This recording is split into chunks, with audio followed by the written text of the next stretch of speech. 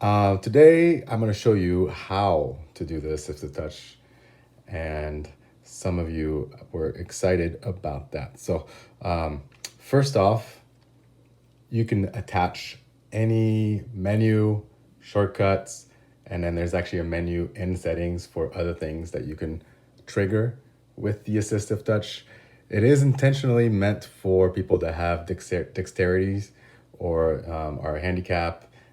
It has some gesture features as well that I haven't quite figured out how to incorporate that into someone that is not handicapped per se. But the menu one is definitely one that I use a lot.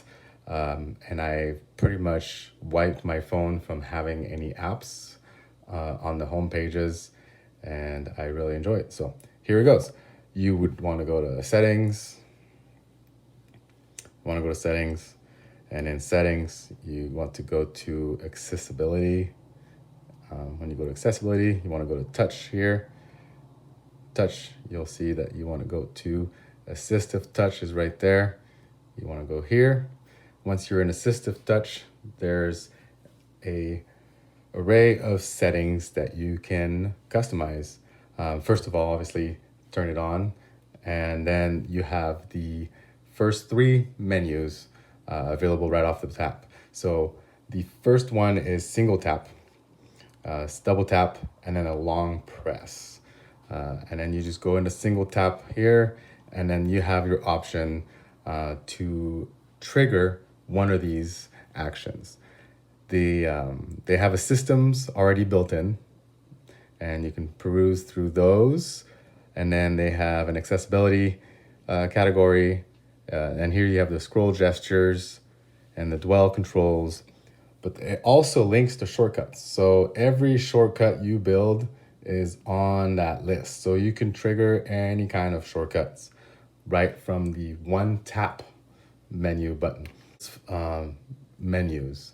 And I put my menus in an order system that follows sort of what I use on a daily basis.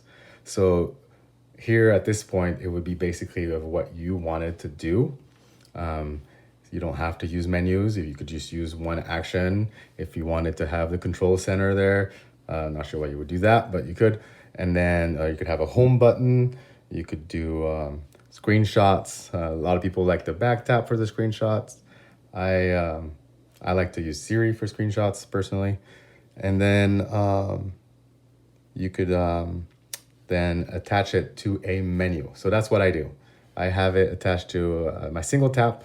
I have my main menu, my double tap. I have a media menu.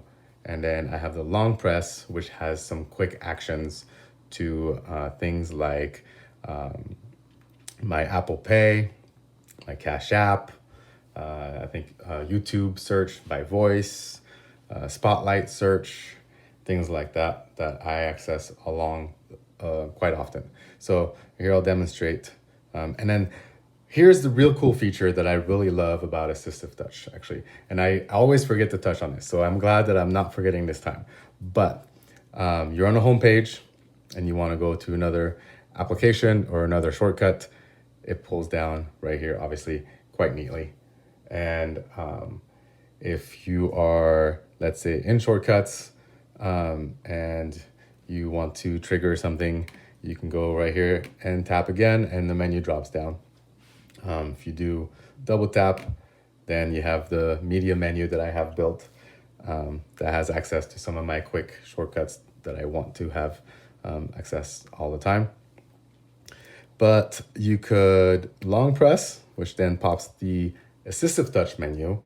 These can also be customized in the settings. So you can have that even be a menu if you would like. So essentially you could have 10 menus available to you right from any screen, right?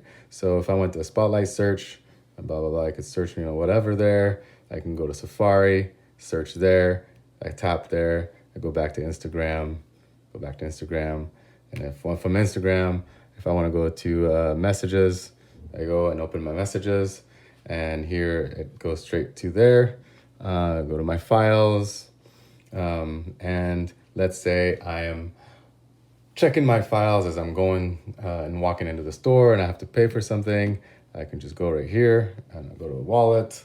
If I want to get back out of there, I can go. That's really the feature that I love, is the fact that it's giving me a link and an access to my phone from any specific point in my day's flow, right? So as I'm doing my work or doing some research or I'm having some fun building shortcuts, I can go anywhere that I've already predetermined through the settings.